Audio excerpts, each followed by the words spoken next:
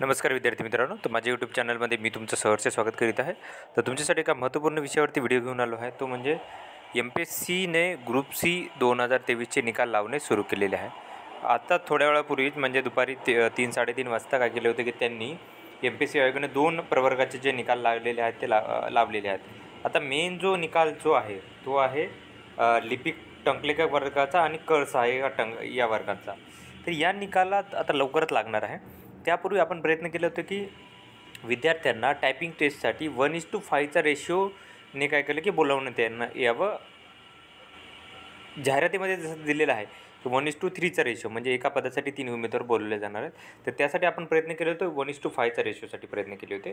But त्याच्यावरती आयोगाने काय केलेलं आहे की उत्तर दिलेलं आहे आणि त्याचं जस्टिफिकेशन दिलेलं आहे। तर याच्यानुसार सांगितलेलं आहे की जी ग्रुप सी मुख्य परीक्षा 2023च्या स्पर्धा परीक्षेतून भरवल्या जाणाऱ्या लिपिक टंकलेखक व करसहाय्यक पदांकरिता जी कौशल्य चाचणी आहे म्हणजे टायपिंग टेस्ट असणार आहे, त्याचं प्रमाण जे आहे उमेदवाराचं प्रमाण आहे, पात्र उमेदवाराचं प्रमाण 1:3 वरून 1:5 करण्याच्या संदर्भात आयोगाकडे मोठ्या प्रमाणात उमेदवाराची हे झाली होती, मेल आले होते, पत्र आली होती, वेगवेगळे याने झाले होते।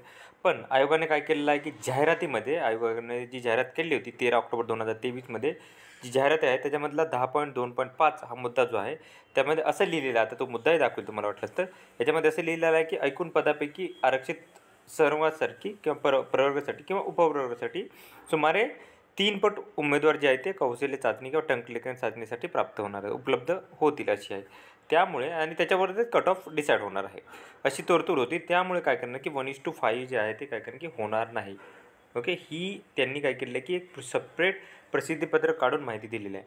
आता याच्याबद्दल जर पाहिलं तुम्ही तर निकालाबद्दल जर पाहिलं तर निकाल जो आहे तो लवकरच लागणार आहे। त्यासाठी जे जस्टिफिकेशन दिलेलं आहे आयोगानं निकाल रेडी आहे।